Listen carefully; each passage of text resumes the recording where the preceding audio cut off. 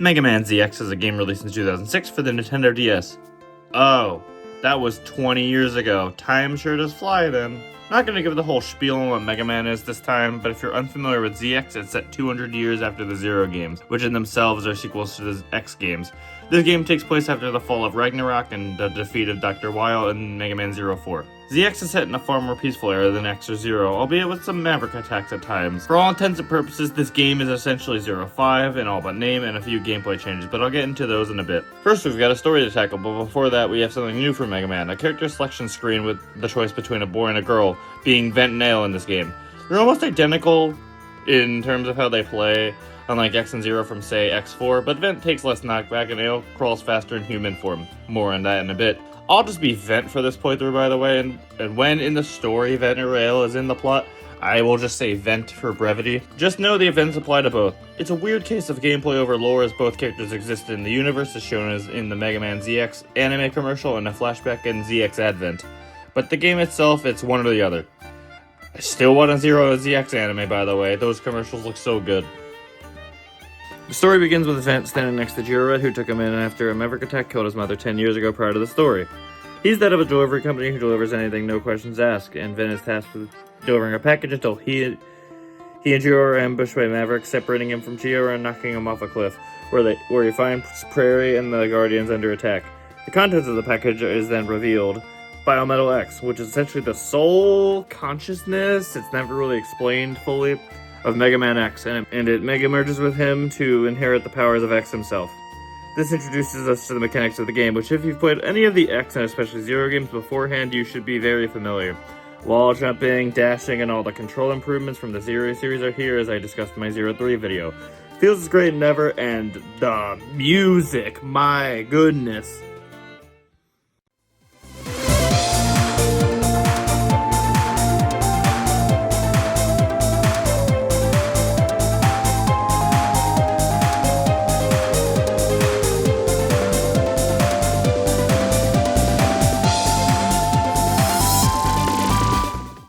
That'll be a common theme in this video, by the way. The entire soundtrack is fantastic.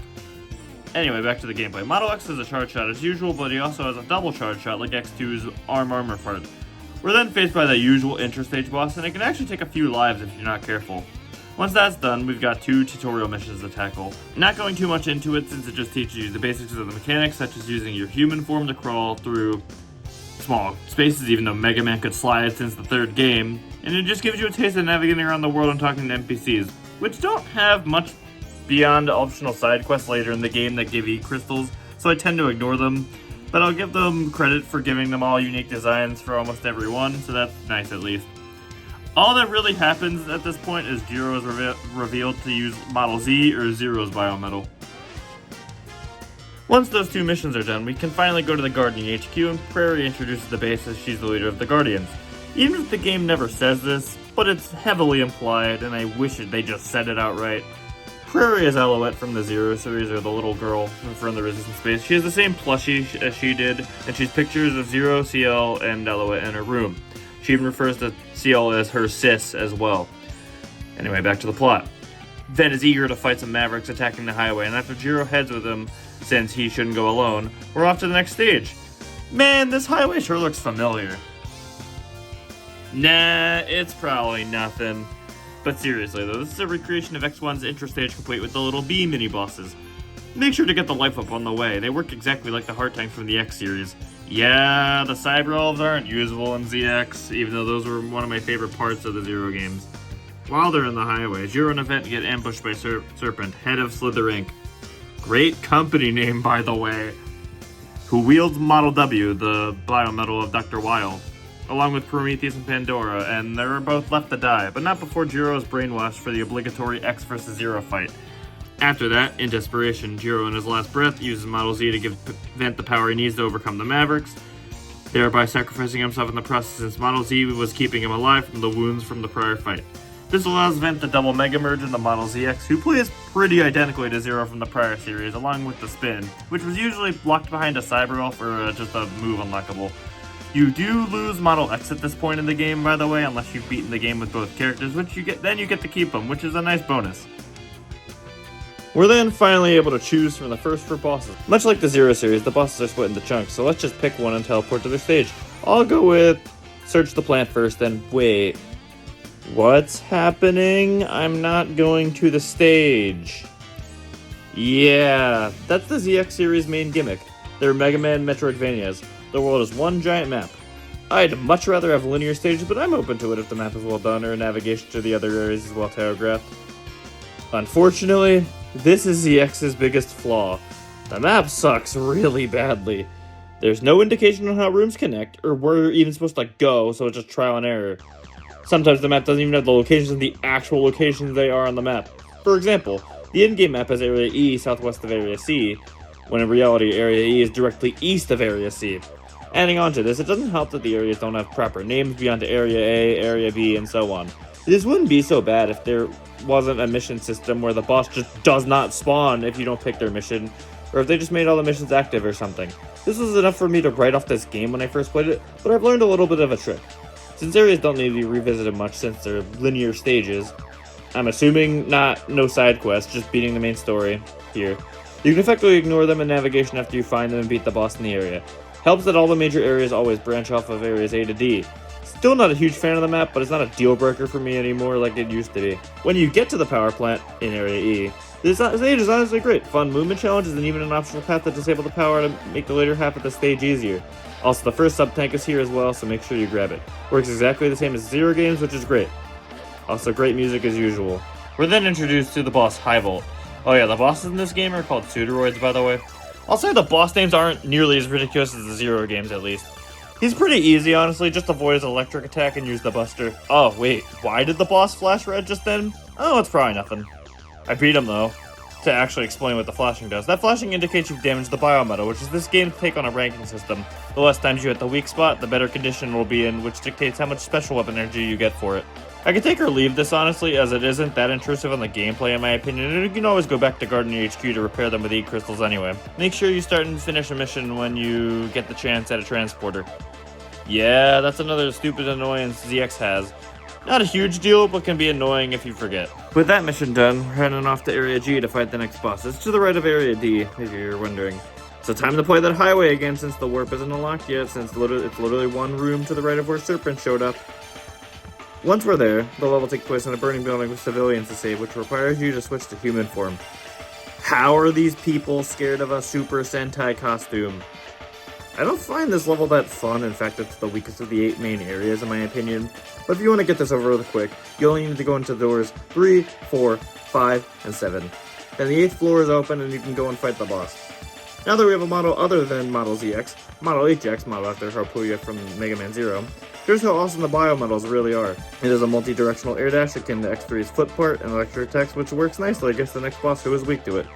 Pair with the overdrive mechanic, which just drains weapon energy in exchange for more damage until you either get hit or run out of weapon energy. The boss dies in seconds. Also, I want to highlight the boss music before I move on to the next mission.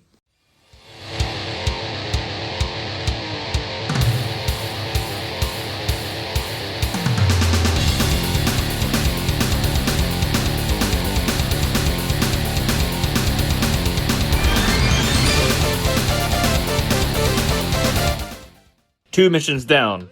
Next up is Area F, the lake. And it's the bog standard water level with nothing of note honestly besides the fantastic music and graphics once again. Oh, that's another thing ZX gets right. This game looks absolutely fantastic for the DS, and it holds up even to this day. Also, make sure to grab the life up in this stage with Model F, who is modeled after Fafnir, which allows you to punch blocks to destroy them and shoot giant buster shots to do a lot to regular enemies. You're not that mobile in this form while shooting, so jump around like an idiot a lot. This boss is a giant anglerfish, so just use Model ZX's or FX's buster and it'll die with little issue. Yeah, once you get into the groove of it, ZX is really just like your traditional Mega Man game. The map still sucks really bad, but it's extremely fun moving around in this world despite getting lost, so I don't mind much. Next, we're at the prison, Area I, and it's an alright stage to test Model HX's abilities with spikes galore, and I've got nothing much to say on this stage, besides having to backtrack to get another life up after beating it. This boss is a little annoying with the tornado moves that suck you in, but it's doable. You'll get the other half of Model HX, so it's worth doing the stage. Once 4 of the 8 bosses are beaten, Guardian HQ is attacked by Prometheus, so it's the obligatory mid-stage. It's not really a stage, Just use Model FX to shoot the containers of enemies like it's a Mario Party mashing minigame, and beat up Prometheus with the tornado. Seriously, Overdrive paired with weakness damage just shreds health bars. I wouldn't have it any other way. I don't know another spot to put this, but yes, the combo system from the Zero series is back, but it's more limited in the options you have, and I haven't experimented with it nearly as much as those games since it didn't click for me yet. It works the same as 0, 3, and 4 though, but some combo strings were rearranged from the Zero games. The depth is there for more skilled players, which I appreciate. With that out of the way, we've got the other 4 boss missions to do. Next up is Area K, and oh boy, the stage is frantic and super tense with the rushing lava chasing you. Honestly, a much better version of Burn Dynarex's stage from X5. One of the better stages in my opinion, despite it being really tense to play. This stage also has a sub-tank, which is one of the hardest in the series to get. I never personally go for it since I grabbed another one from Area A while backtracking. Oh, this boss is really easy with Model HX. Next up is Area J, the other water stage, and it's basically just the use Model LX stage, which itself is based off of Leviathan from Mega Man Zero. The model is essentially the make you move better underwater form, much like the Gravity Suit from Metroid. Make sure to grab the last health up in the stage as well. While I don't have much to say about the stage except this mildly annoying mini-boss, the music is genuinely one of my favorite pieces of the entire game, and even the entire franchise in general.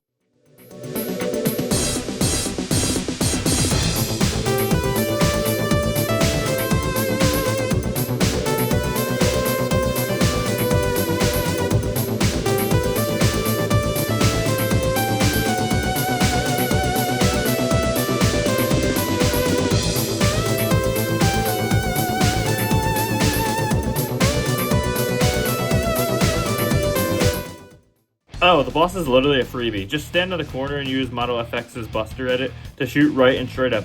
Oh yeah, the DS's touchscreen lets you do that, but the other forms don't have anything else substantial on that screen beyond item radars and health radars that show you the boss weaknesses. I don't use them that much, but you can look at the top screen for 90% of the game, but I just wanted to mention that.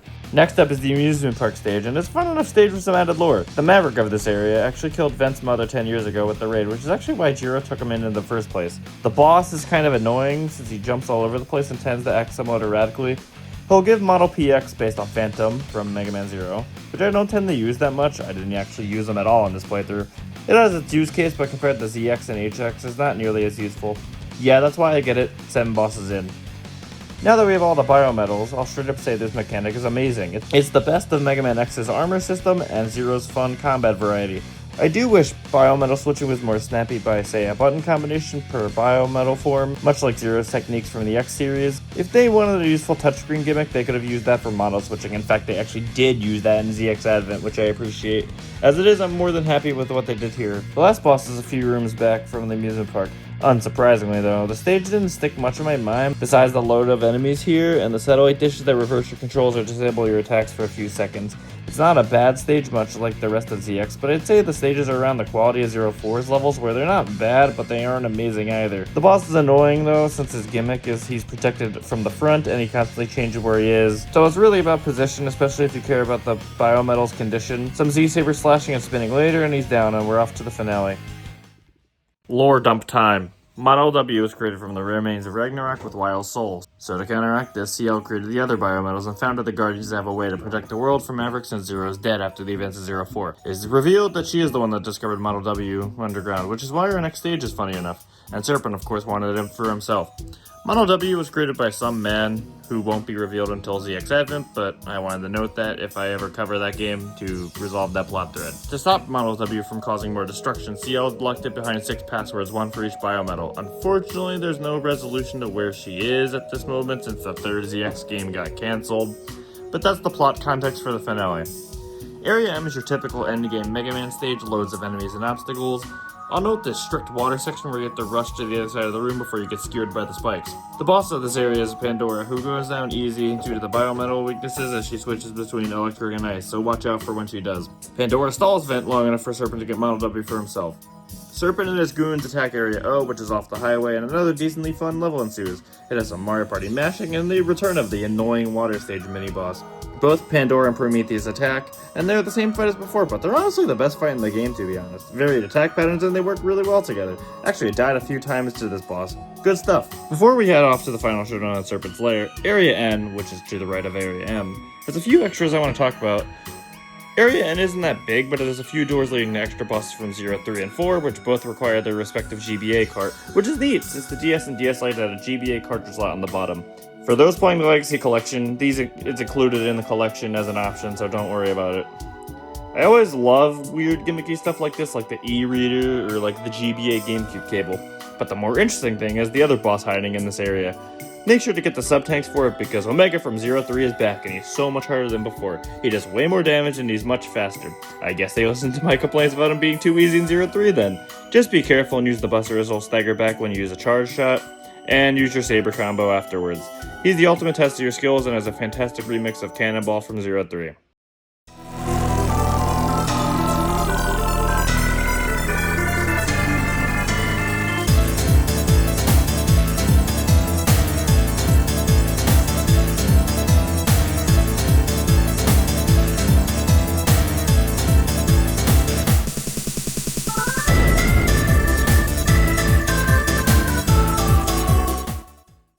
For beating the 0-3 and 0-4 bosses, or Omega himself, I'd imagine it was supposed to be both, but they didn't want to lock people out of the reward that you get for doing that if you didn't have the GBA cards. You will get Model OX, and it's super worth it. If only it wasn't locked to the post-game and was able to be transferred to a New Game Plus file like Model X is. This was just Model ZX but with infinite overdrive and a massively overpowered moveset, even having some EX skills from the Zero series. Let's finish this off. Before heading off the Serpent, I usually grab an E-Tank from Guardian HQ. It works exactly like classic Mega Man, where it's a one-time use, and it fills your health bar for 200 energy crystals. I also get the W-Tank, which refills all your Biometal energy since it doesn't auto-refill in this game, so you'll often be lacking energy when you're using them, which is a minor annoyance at times. You can somewhat mitigate this by slashing the larger E-Crystal drops, which will split into health and weapon energy refills. We're at the stage now, and Serpent stage really isn't that great. At least the music is fantastic. It's the usual boss rush, which I already don't care for, but it's literally just two giant elevators with nothing going on besides the boss rush with no health pickups in between each one. Just use the appropriate Biometal model and you'll be fine. Just make sure you don't run out of lives since it's a long stage. Serpent observes the power of Model W and he gives his whole Sigma speech about evolution or whatever. Yeah, he's just Diet Sigma from Mega Man X. I don't care for him as a villain, to be honest. This is clearly just filler to set up the villain of ZX Advent, since everything to do with Model W isn't explained until then and is expanded on there anyway. He's just evil for the sake of the final boss. His first phase is just copy X from 0-1 and 0-3 with his patterns and some new moves. Just stick to the wall and Buster with Model ZX and it'll go down. His second phase is split into 3, 1 per health bar. Just use the Model HX Tornado and heal with sub-tanks appropriately and it'll go down. Yeah, the Tornado really shreds bosses and it's not the first Mega Man game that has this. With that, the day is saved for now and Vent goes back to the Guardians and vows to always protect the world, thus ending Mega Man ZX. So what did I think of Mega Man ZX? Overall, it's a very fun game that's flawed. The endgame map is straight up just horrible. Little annoyances such as the mission structure, the Biometal switching not being as snappy as it could be, and the story is clearly filler for things to come as they're setting up ZX's world. The stages are just alright with a few standouts, but despite all of that, it doesn't affect my enjoyment much due to the Biometals being super fun, the amazing soundtrack that rivals even the best Mega Man soundtracks, and the movement being buttery smooth much like the Zero series before it. For those who didn't like the rank system in Zero, breathe easy as they mostly removed it and replaced it with something less intrusive. To compare it to other Inti Creates Mega Man games, I'll say it's certainly better than 0-1, and it's on par with 0-4 and 0-2. It's not even close to 0-3, but that's okay. It's still worth a shot if you're on the fence about this game. Just look up a map and use that instead. It mitigates the biggest issue unless you just have fun with the game. Also, if the lives in a Metroidvania turns you away from it, use the save assist in the Legacy Collection. I don't blame you. Doesn't bother me anymore since navigation is relatively seamless for me now and I don't die trying to get to the stages anymore. Given that I used to think this game wasn't great due to the map, I'm glad I turned around on this game and now it's a solid game that has some very obvious flaws. I hope you enjoyed and I'll see you in the next review.